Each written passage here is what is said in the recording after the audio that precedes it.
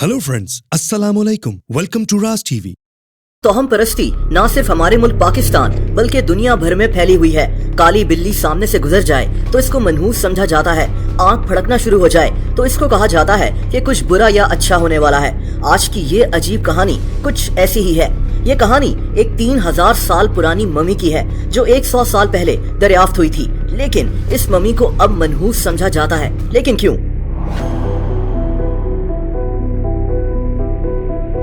दोस्तों 26 नवंबर 1922 को इजिप्ट यानी मिस्र में हॉवर्ड कार्टर नाम का एक आदमी अपनी टीम के साथ एक जगह खुदाई कर रहा था।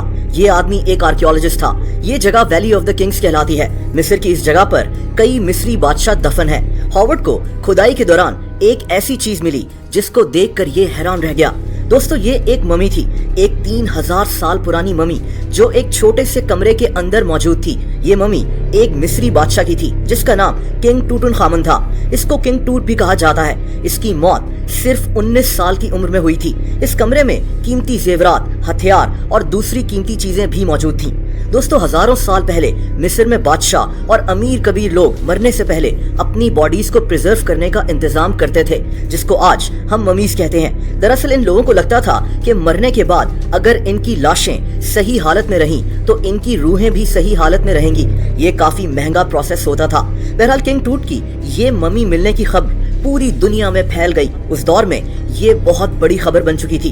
हॉवर्ड कार्टर भी दुनिया भर में मशहूर हो गया था। लेकिन यहाँ से इस मम्मी के मुतालिक एक ऐसी कहानी मशहूर हुई जिसको सुनकर आपको हैरत होगी। दोस्तों जिस दिन किंग टूट की बॉडी मिली थी उसी दिन हॉवर्ड कार्टर का एक तोता इसके कमरे में एक पिंजरे में बंद था। जब हॉवर्ड कमरे में पहुंचा तो इस पिंजरे में एक कोबरा भी मौजूद था जो इसके तोते को खा रहा था। ये बात वैसे तो हैरत अंगेज नहीं थी, लेकिन ये सिर्फ पहला वाकया था। किंग टूट की मम्मी का एक्सरे करने वाला आदमी रेडियोलॉजिस्ट आर्किबाल्ड डगलस एक्सरे करने के बाद अगले दिन ही बीमार पड़ गया था और 3 दिन बाद इस आदमी की मौत हो गई। दोस्तों अगला वाकया लॉर्ड कार्नेवन का है। किंग टूट की मम्मी को ढूंढने की मुहिम पर इसी आदमी ने पैसे लगाए थे। हुआ कुछ यूं कि कुछ महीनों के बाद ही इस आदमी की अजीब तरह से मौत हो गई। ये शेव कर रहा था कि इसके चेहरे पर एक कट लग गया। दोस्तों यहाँ इसे एक मच्छर ने काटा हुआ था। इससे इसको ब्लड पॉइजनिंग हो गई और इसकी मौत हो गई। ये भी कहते हैं कि जो ही ये आदमी मरा तो इसके घर की सारी लाइट्स खुद ब खुद ऑफ हो गई थी। दोस्तों इसके बाद एक और अजीब वाकया हुआ। कुछ अरसे के बाद एक अमीर अमेरिकन बिजनेसमैन जॉर्ज जे किंग टूट की मम्मी को देखने इजिप्ट गया। अजीब बात ये हुई कि इसके कुछ दिनों के बाद ही ये आदमी शदीद बीमार हो गया और निमोनिया से इसकी मौत हो गई। दोस्तों अब लोगों ने बातें करना शुरू कर दी कि किंग टूट की मम्मी कर्स्ड और मनहूस है। इसके पीछे एक वजह है। असल में जब मिस्र में बादशाह की मम्मीज बनाई जाती थी तो इनको एक कमरे में रखा जाता था। कहते हैं कि इस कमरे के बाहर जादूगरों को बुलवाकर बकायदा काला जादू किया जाता था ताकि अगर कोई इनकी मम्मी को चुराने की कोशिश करे तो वो बंदा मर जाए या फिर उसका कोई नुकसान हो जाए। अब दोस्तों यही किस्से कहानियां सुनकर लोगों ने कहना शुरू कर दिया कि जो कोई भी इस मम्मी के पास जाएगा वो या तो मर जाएगा या फिर इसका कोई भारी नुकसान होगा। 2 लोगों की मौत के बाद ये कहानियां और भी मशहूर होना शुरू हो गईं। यानी जितने मुंह उतनी बातें। दोस्तों लोगों के मरने का सिलसिला चलता ही गया। किंग टूट की मम्मी को ढूंढने वाली टीम में आर्थर मेस भी शामिल था। इस आदमी की मौत जहर खाने की वजह से हुई थी। इसके कुछ अरसे के बाद ही इसी टीम के एक और मेंबर रिचर्ड बेथल को भी कत्ल कर दिया गया था। इसका कातिल कभी पकड़ा नहीं जा सका।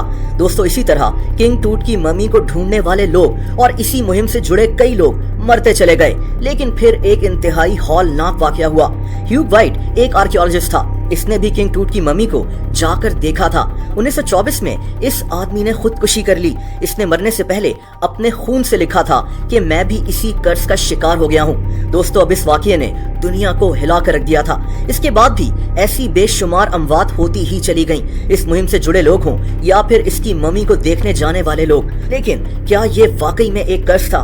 मेरे ख्याल से ऐसा नहीं था। किंग टूट की मम्मी को ढूंढने वाला आदमी हॉवर्ड कार्टर अभी भी जिंदा था।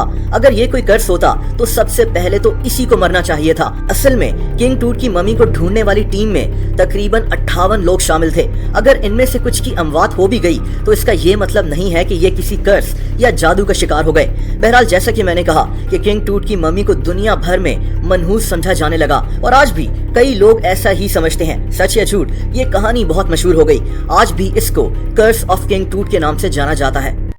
हमारे चैनल को सब्सक्राइब करना, बेल आइकन पर क्लिक करके लाइक करना मत भूलिएगा।